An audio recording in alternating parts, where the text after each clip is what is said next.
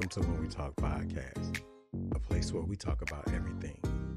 Life, marriage, being single, conflict in marriage, conflict in relationships. We even talk about faith. This episode is hosted by Kenneth Bonner, Reggie Smith, and Jacqueline Wells. Well, welcome to the When We Talk Podcast. This is Kenneth Bonner, Reggie Smith, and Jackie Wells. Happy New Year. We made it through another tumultuous year in 2020. And the hopes was that if we stepped out of 2020, that we would step into something new, something better, and something greater. But lo and behold, it did not happen. Not only are we still dealing with the pandemic, we have also had the vaccines that have started rolling out. But on January 6th, something spectacular happened.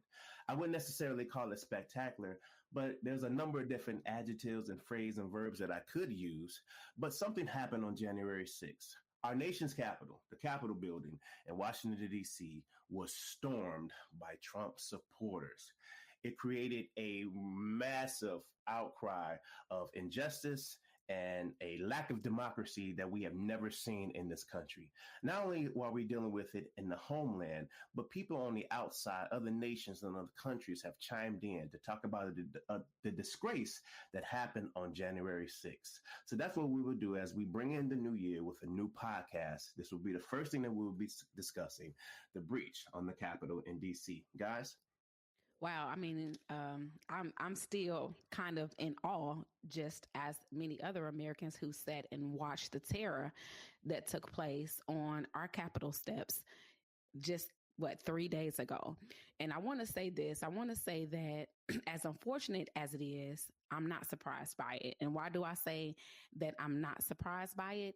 It's because we have a commander-in-chief who has for years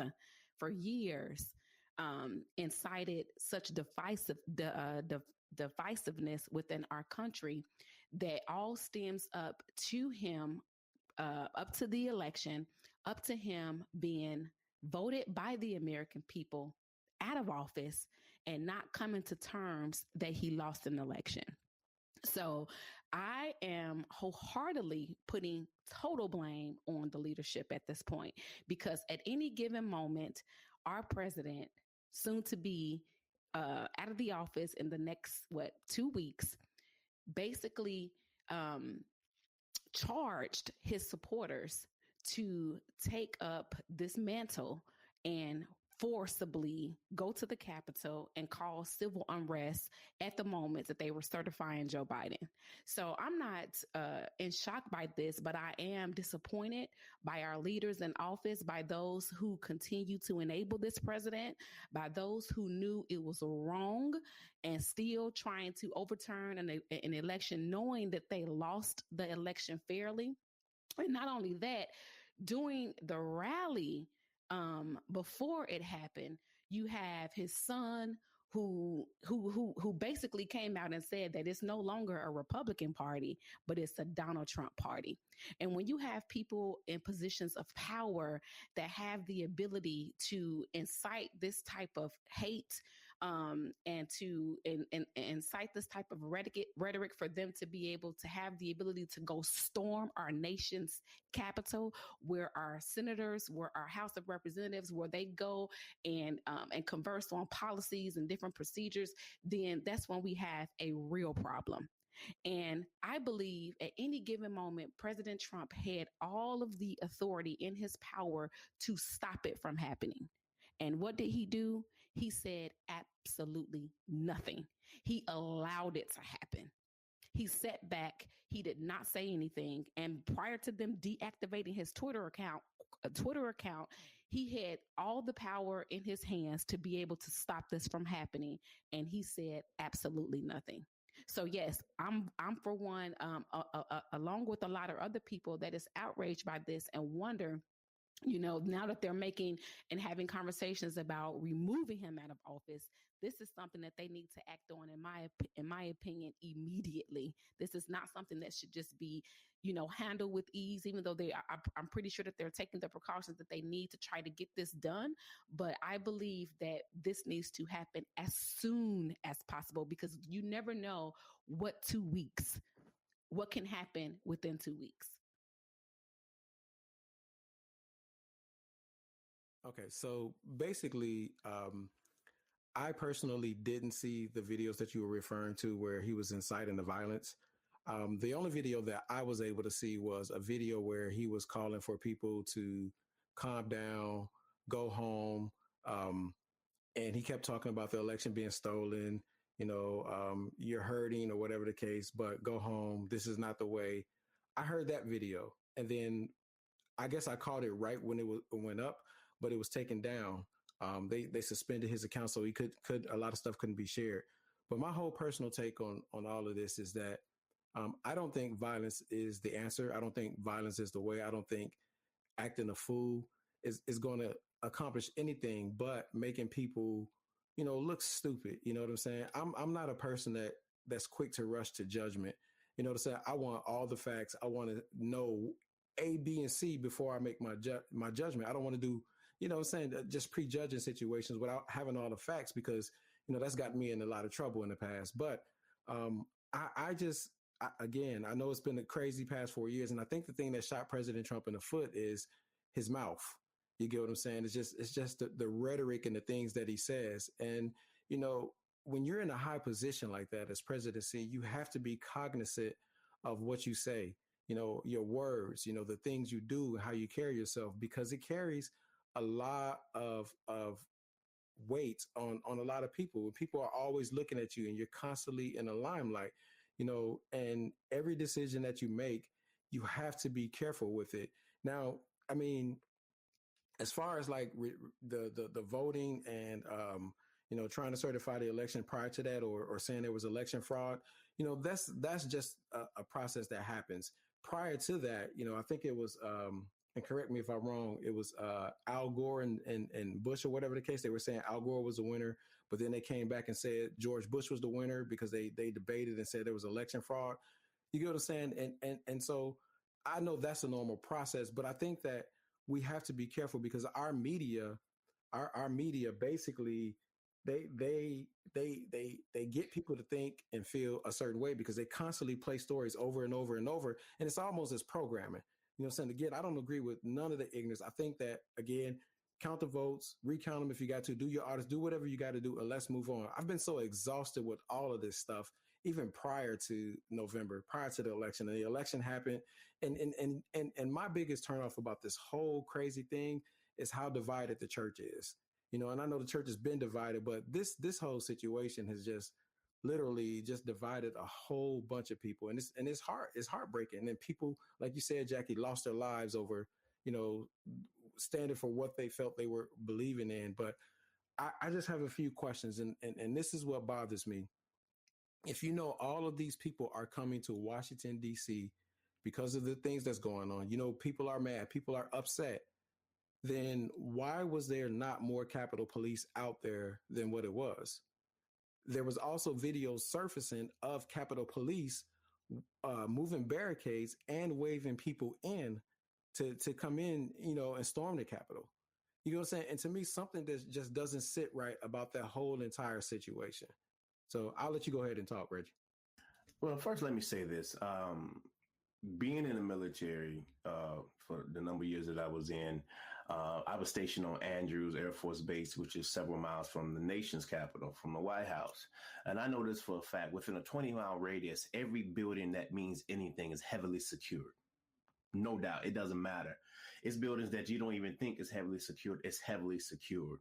So within 20-mile radius, everything with that can come close to that White House, the Pentagon, the Lincoln Memorial, whatever, is heavily secured and guarded in some type of way, in ways that you won't even see.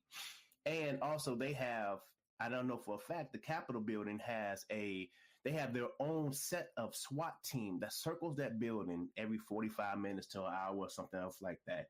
They also have snipers that are sitting on top of the buildings. You will never see them. They're in covert, they're hiding or whatever like that. But if any given moment something happens or jumps off, they're ready to act and move. To add to your point, Kenneth, is that when you look at it from that standpoint, it appears that something on the inside, there had to be someone on the inside that dropped the ball or turned the blind eye, because they got news of this happening a couple of days ago, just like they got news of the Black Lives Matter movement that was going to be down there as well. And they prepared heavily for that. It was security everywhere for that. You didn't have to call nobody. They was on standby. But you get this, and I heard it on CNN, MSN, NBC. I heard it on all the different outlets that they were planning this. So if they know this, then how come it was so hard to dispatch or get people out there to do what they needed to do? Because we all know, like they say, Big Brother's watching, they're listening, they identify keywords, they know everything. The FBI, CIA, and all these other dark agencies, they know what's going on. So it makes it easy for them to prepare and to plan in the event that something happens. But let me jump off of that and let me jump on to this. This is what we saw on the 6th, a classic example of privilege. Classic example of privilege. What is privilege? Privilege is a special right, an advantage, or immunity granted, available only on particular persons or group. And this is what we have been seeing, not just in our lifetime, but in our parents' lifetime, our grandparents' lifetime, and beyond. This is why slavery was considered okay, because of privilege. This is why the KKK was formed, because of privilege. The Civil Rights Movement, what happened in Rosewood, Black Wall Street, because they have figured that they can do whatever they want to do and it's minimum repercussions. Minimal repercussions, which is why you think that it's okay to storm the Capitol building and then shocked and in dismay when you're pepper sprayed or you're hit with a baton. They have always had this privilege and this right, and it's another word that I'm looking for, entitlement. Because they have always thought that, hey, we pay your taxes. We can do whatever we want to do. This belongs to us. But I'm sorry, there's a part in there, and there was a woman who got killed. But prior to her going to the rally, she posted that, hey, this might be the last time, and I'm paraphrasing, this might be the last time you see me. I'm going to fight for our rights, and I might die in the process. Lo and behold, she died. She got shot. She died in that. People are trying to make her a martyr and everything else like that. And I'm going to say this. I'm not an advocate for anyone dying. I'm not an advocate for anyone getting shot. I'm not an advocate for violence. But let me say this. If me as a Black person goes and stand in the middle of a KKK rally with a Black Lives Matter t-shirt on, singing Old Negro spirituals, expect me to get killed, expect me to possibly get hung, expect me to have something tied around my neck, thrown into the ocean, or dragged through the street. And me, I don't want no one to come to my funeral and cry for me or say anything because of my ignorance. That was my fault. I knew better. So my thing is that it never would have happened if there was a bunch of brown people or Muslims coming down the street, because they would have had it in check from the beginning. They would have known what was going to happen. But I'm going to say this, and this might sound a little crass, I'm just glad it wasn't us, because we are always taking the heat because they consider us animals. They consider us to act unseemly. They consider us to not be able to protest peacefully. But yet our peaceful protest is always met with opposition. So we're seeing some things that are unfolding, but I'm hearing the older people, the older generation say, now y'all seeing what we've been seeing for years. Yeah, and I mean, I do want to go back to what Ken said, especially when you're talking about violence. And in no way I don't think that nobody likes to see violence in that type of manner, and that goes for both sides. Whether it's the rioting that took place during some of the Black Lives Matter movements, and then the restlessness that we saw at the Capitol, I don't think nobody wants to see that kind of violence. But to Reggie's point, I think we have to look at all of the facts here, because at the end of the day, those Trump supporters went to Washington with a plan in mind. And I don't believe that it was something that just happened out of the blue. I think that they had a personal intent to go there and to cause mischief, all because they were riled up by their leader that the results was that the election was rigged. And when you have people who are under that type of leadership, and it's almost like going to a basketball game and you're there, you have your different opponents cheering, but you have somebody that is insurging that type of reaction. It doesn't do nothing but cause you to be more excited, more radical, more angry, especially the different things that's being said. So to me, like to Reggie's point, there's so many different things out there, from social media to the Proud Boys and all these different things where people had the notion to go to Washington to try to take control, to swing it into a different direction. So I just, I totally just, I'm at the point right now where it's just like, where do we get to the point to whereas we bring things back to getting into a place of peace? Because right now, still to this point, you have 74 million of his supporters that still don't believe that that the election was fair. And so how are we going to move forward from this point to bring healing and peace to our nation when we still have 74 million people who don't agree with the certification of a new presidency? So I'm going to touch on a few things. I'm going to pull Reggie's stunts and play the devil advocate here. So when you think about this, you all said a couple points about, I hear you mentioning Proud Boys, Trump supporters, and all this and that. And you said that these people came in. But when there were peaceful protests, when George Floyd was marching, there was also violence and riots. You get what I'm saying? That happened in between that. So they said that was Black Lives Matter, right? That's who they blamed it on.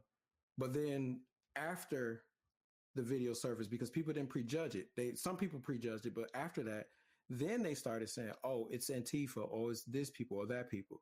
You get what I'm saying? So again, I don't want to rush to judgment and say it was just his supporters, because I believe it was a lot of his supporters. I do think that his Trump supporters stormed the Capitol and did some of the extra stuff too. But I also heard, and again, I don't just look at the news. I try to, find people who are actually on the ground and see some of their videos. Again, there was a video surfacing that people were bussed in. There were about 3 or 4 buses that were like the little white minivan, not the minivan, but the white shuttle bus type deals. There was 3 or 4 of those bussed in, but being led by a black SUV, all blacked out, and followed up with a black SUV. So you had people being bussed in, and then also people were wearing earpieces. Again, kind of the similar thing we saw with the George Floyd situation. People were wearing earpieces, and somebody recorded somebody saying, "Go now, do it now, do it now." You get what I'm saying? So that's why I'm saying that, I don't want to rush to judgment and just blame one side. To be honest with you, this country has been jacked up for years. You get what I'm saying? And it's not to take the focus off the ignorance that happened on the 6th. This country has been going on. We saw that when we watched the George Floyd situation, with people were peacefully protesting, and then you had some ignorant people come in there and start tearing stuff down and start rioting and breaking in stores and all this and that other stuff. You get what I'm saying? So this country has been in unrest for a while, a long while. And I personally think that people are just tired, period. And in order to heal, it's going to take everybody to heal. And then you go back to, if we really think the people in Washington have our best interests at heart, then we're all fooled. You get what I'm saying? Because I'm going to tell you, like Malcolm X said, he made this one statement. He said, it doesn't matter if you're on the left wing or the right wing, it's still the same bird. And from all the decisions that you see they're making, take the stimulus package. When you look at everything that was in the stimulus package, you see billions of dollars going everywhere else but to the people of this country. You want to give people $600 or $2,000 per door, whatever they were trying to give folks, and just say, here, sit down and shut up. And even though it's a part of the omnibus bill and all this, that, and the other, you all could have had a separate bill for the American people. You print money for other countries, you print money for wars, you print money for whatever you want to do, but you don't take care of your home front. We are not taking care of it as Americans. So I think that even with this new administration, we're going to have to see people on the home front being taken care of, not agendas being pushed, but people being taken care of. And in order for this country to heal, I think people need to see. Here's my thing. It's hard for me to accept the Antifa rationale of it all. Okay, because when you look at the George Floyd marches and everything else like that, there were small pockets of that ignorance that was going on.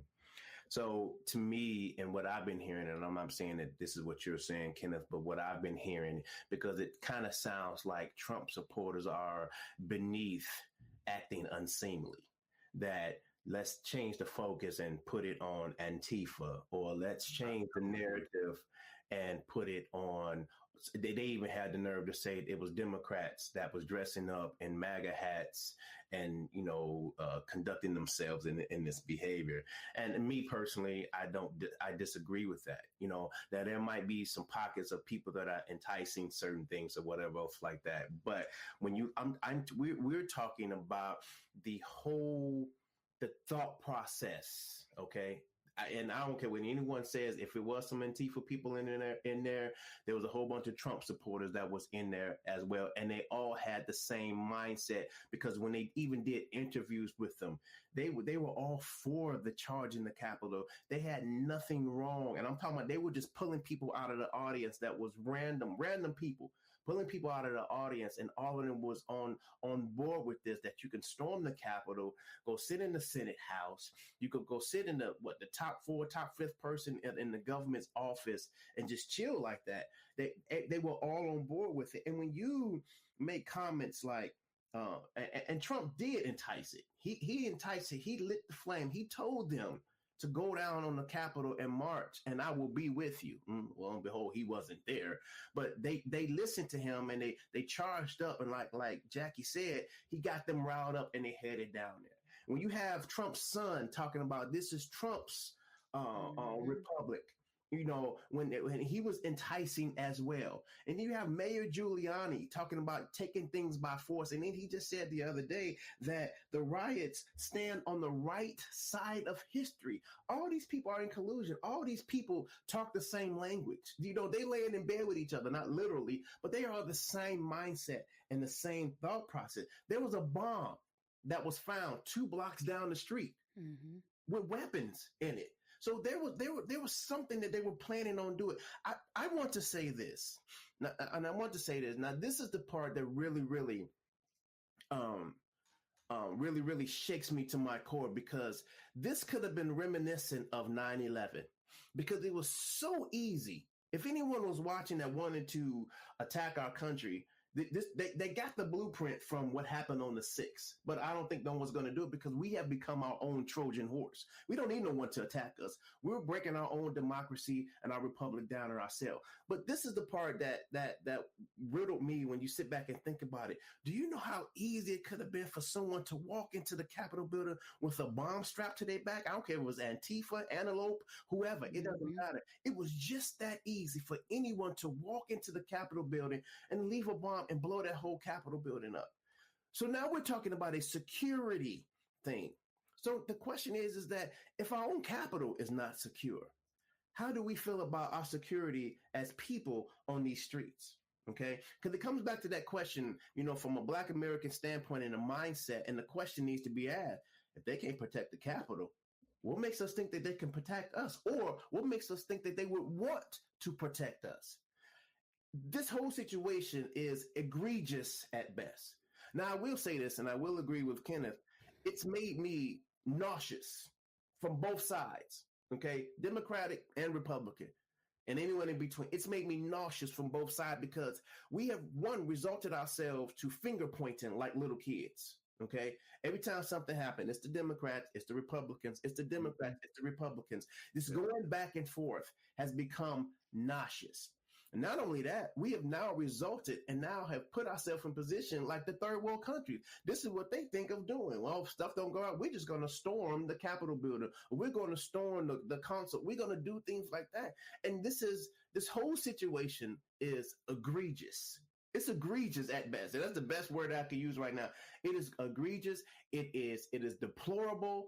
It is nonsense. It is ridiculous. It just does not make sense. And for the first time, I think that they really now need to hold people accountable. Also, You need to start holding people accountable for their words. That includes Donald Trump. That includes his children. That includes these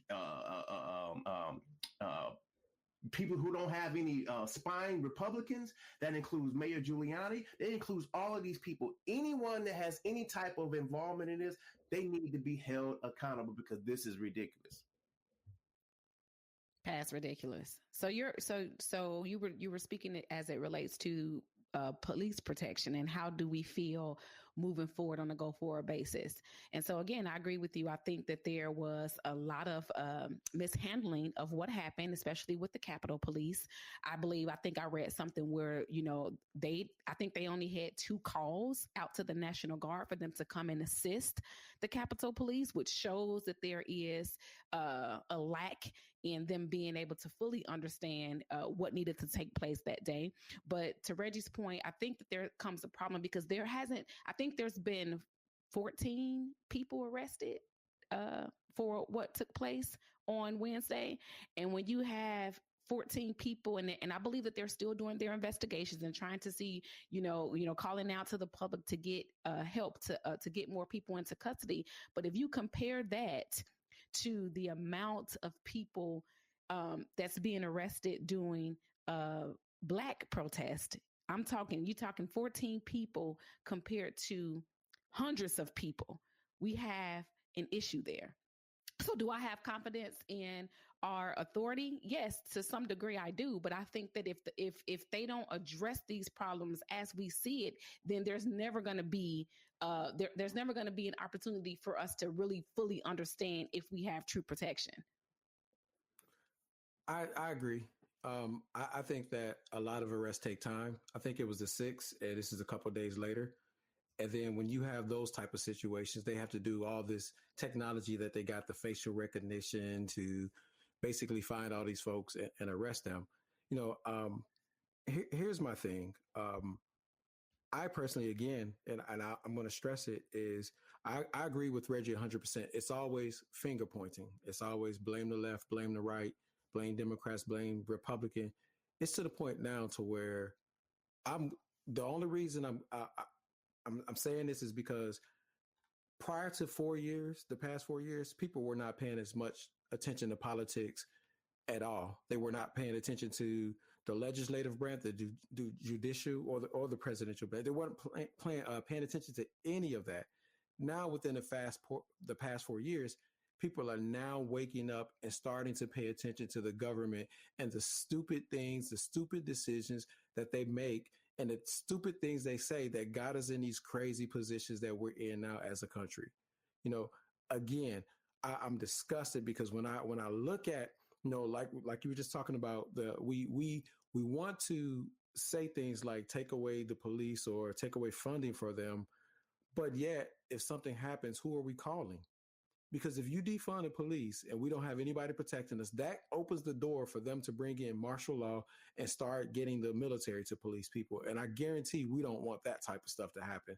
You get what I'm saying? But going back to something, Reggie, you said about how secure that Capitol building is, are we supposed to believe, as secure as it is on a daily basis, that on this day where they knew all of these people were coming in, that the limited amount of security that they had was valid? Because if you brought up 9/11.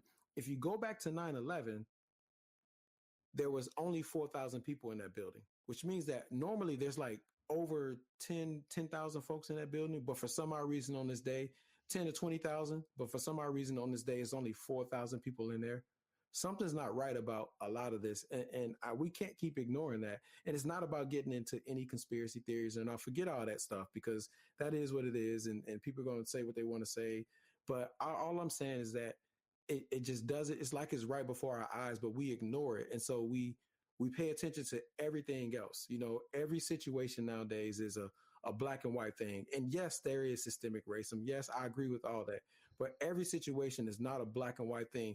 We can focus on that, but the thing that I feel is we need to get rid of some of these older people that's been in Washington for years, that's making these decisions, and bring in some fresh blood, because it's the same old people making the same old decisions. And again, I stand by this 100%. It just doesn't feel right about this whole situation. I could care less about the any of all those different groups, militia groups, Marxist groups, or whatever the case. Just something doesn't feel right. And I feel like, we as the American people, we've been suffering for years. We've been going back and forth. We've marched over and over again for Black rights, civil rights, and we're still in the same position we've been in. You get what I'm saying? It doesn't matter. Again, I personally feel it don't matter what president you put in the office. It don't matter what side you stand on. Nothing's changing in this country. You know what I'm saying? The only thing that's happening is that it's coming out more and more the truth of how things are being done and the injustices of things. So instead of pointing the finger, we have to figure out a way to basically fix this situation. You get what I'm saying? It's going to take the people to fix it because Washington hasn't fixed it in the last 100 years or whatever the case. They haven't fixed it. It's 60 years, 50 years, 20 years, 30, 10, 5, 4. It hasn't been fixed. It's still the same situation. So when you ask what are we going to do going forward, I don't know, honestly. I feel that we as the people need to come together, change our vote, find some leaders that will get in there that's not tainted, you know what I'm saying, that's not corrupt, to make some different decisions. I agree with you on this part of it. There were definitely some protocols that were missed. And from a military standpoint, everything is based off of the necessary protocols. And like I said, we don't have time for it, and this is probably not the show for it, but you're right.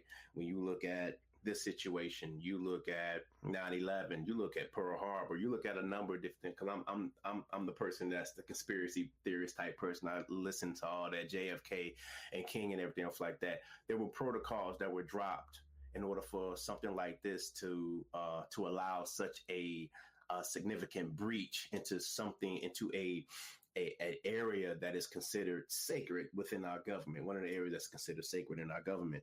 But this goes back to, and I've listened to this and I've loved it. We all have listened to Martin Luther King, but a lot of us are familiar with the I Have a Dream speech and maybe some other ones. But there's one that he did called the Two Americas. Okay.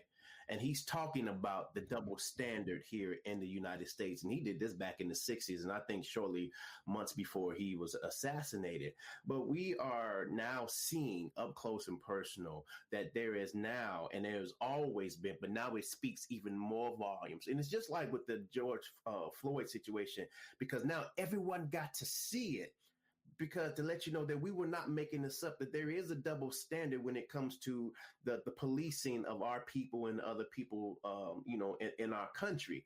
And they also got to see now what a lot of us, people of color, Muslims or whatever, any type of minority group have been talking about for the longest, is that there is a double standard in this country, from the mindset to our actions from an economic standpoint and everything else like that. If anyone gets the chance, listen to Martin Luther King talk about the two Americas. His wife, Coretta Scott King, she said, you all think that it was the I Have a Dream speech that got him killed. She said, after he spoke this out and put it in the minds of people, that's what really got him killed. It's a very, very touching, but yet poignant and deep message that he put out there. But we are living in this double standard that one doesn't work for the other. And like Jackie touched on, is that had that been us, had that been any of us, they would have saw us coming from a mile away, and they would have prepared differently. Where was the tear gas? Where was the push, the baton beatings? Where was all of this different things that was happening during the Black Lives Movement when your president decided that he wanted to go across the street and hold up a Bible upside down? Where was all of this at? Okay. Now, that's not to say that we want anyone to get pepper sprayed or anything else like that. But if you do to one, it needs to be done to the other. There shouldn't be special privileges allotted to another group because of the color of their skin. So whether that has nothing to do with Antifa, has nothing to do with anything. It has everything to do with racial bias that continues to go on in this country. Now, will we ever see it come to fruition? I'm hoping to see it. There might be some glimpse of it, but from what we saw in the 6th, you just see it's still live and in living color and strong and prevalent in our community, right here in our face right now. And I listen to my kids and I'm listening to the younger generation talk about it, and they're appalled as well. And I think that they should be appalled because this is the generation that we're hoping, like you can, that can eventually one day get into office, our younger generation. Because like you said, these old folks that are sitting up in there, they drive me nuts. They've been sitting there for 50, 60 years or whatever, like they've gotten complacent. And basically all they're doing is lining their pockets. They basically care about themselves. And you want someone that's going to get in there that's not going to be biased and that's going to understand that, hey, we are actually here for the people. We are actually here for the country, our democracy, our republic. But right now it doesn't look like that. And I think that there's a new day coming. I do think that it's coming around the corner, but right now it's just kind of hard to see because just when we think that the smoke is clearing from the George Floyd situation, now it's foggy again. So now once again, we're trying to sift our way through the fog to find out what's really going on. Yeah, and they sitting up there in Washington with their $173,000 a month salary. I mean, a year salary. but everything else shut down. Yeah, I think, we have to get to that place now, we have to be optimistic that hope is coming, because this isn't the first time our country experienced this type of unrest and this type of attacks against our nation. So we've been able to overcome all of those other things that we've experienced as a nation. So this is just one thing that's going down into the history books. But I do believe that we will prevail as a country and that we will be able to move past this, and that with hopes that with the new presidency that comes into office, and now that we have a good balance in Congress, that we will be able to see some good effective change that's going to benefit not just those people at the top, but benefit us all. So I have to remain hopeful, regardless of what we see, the calamity and the restlessness and the lawlessness that took place a couple of days ago. We still have to have some type of hope that a brighter future is coming, regardless of, what's happening. I am still going to remain hopeful that the new presidency that come into office, that's inaugurated on January 20th, on January 21st, we will start to begin to see change. Because not only are we dealing with this lawlessness and spiritual unrest from this political fiasco that we just witnessed, our country is still dealing with a pandemic. You know what I'm saying? And so we have to really get the focus back on what priority is in this nation. Because until they can get a hand on this pandemic, I don't think that we're ever going to get back to, and I'm not saying that we should go back to where we were, but we're not going to see any type of movement to get us to the change that needs to take place. Well, me personally, for me, it's going to take a while to see some real change. And again, it's hard to find people who really have the best interests of heart for people, because I don't know. I feel like, that there's, I don't know. I just don't personally feel like a lot of these people have the best interests at heart.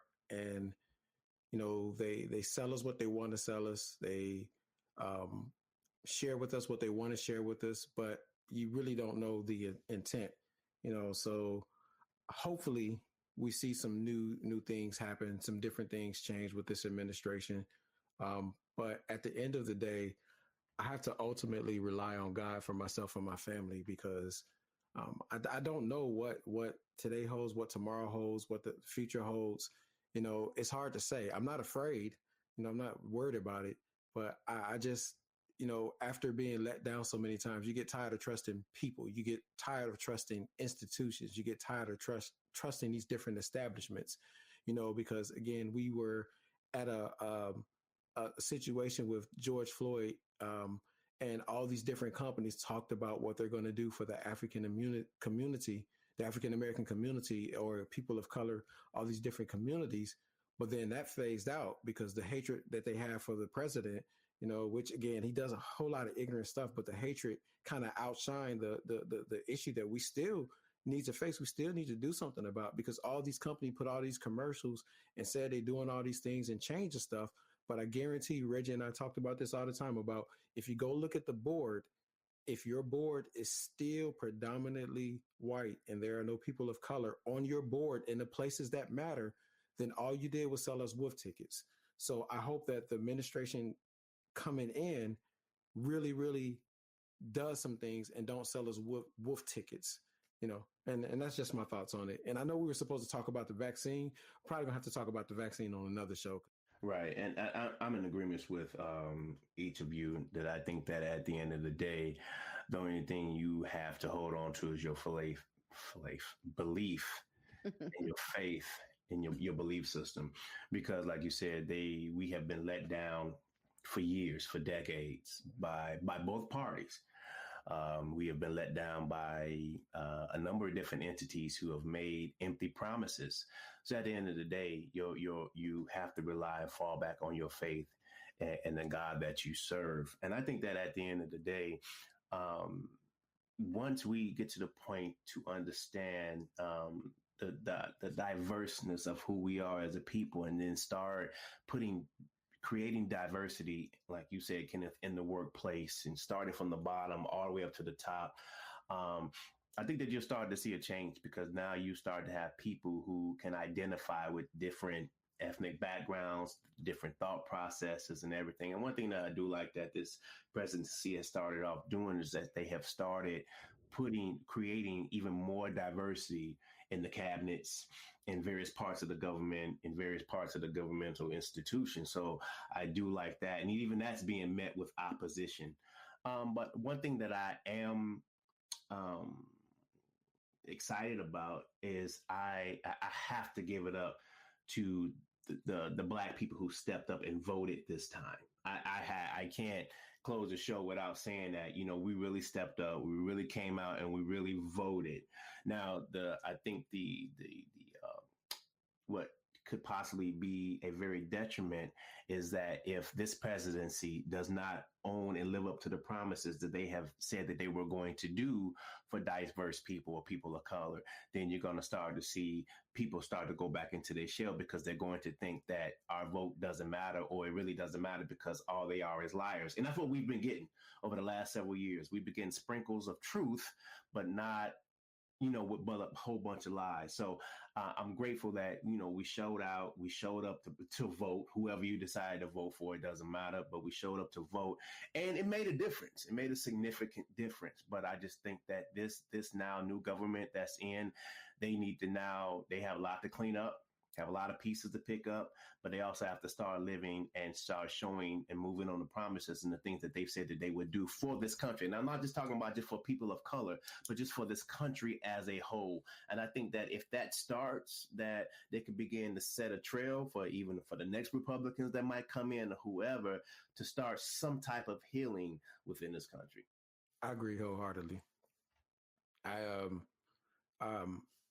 agree. I'm proud of the turnout for the votes, because I think this is probably the biggest turnout in history. One thing I will say is, doesn't matter who you vote for, doesn't matter what side of the fence you stand on, you still need to vote regardless, and keep pushing for change, and keep trying. And whether you like the last administration or not, as a believer, your responsibility was to pray for that leader. Same thing for those that are upset about the new administration that's coming in and don't like it and may not agree with it. You still have an obligation of saying that, praying for the new administration, praying for these leaders. You don't have to get like the people that say, "Not my president." Don't be hypocrites. You get what I'm saying? You don't have to. We heard that, or whatever the case. It is what it is. Make sure you pray for these leaders, regardless of what side of the fence you stand on. And hopefully something touches your heart and changes.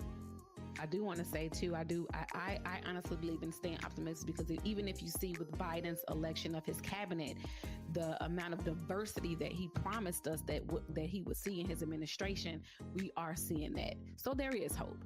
And so, again, to both of you all's point, I think that we need to continue to lean and depend and keep our trust in our true source, which is Jesus Christ. So that's my final thoughts. Well, until next time, keep your head up. Keep God first. And keep it moving.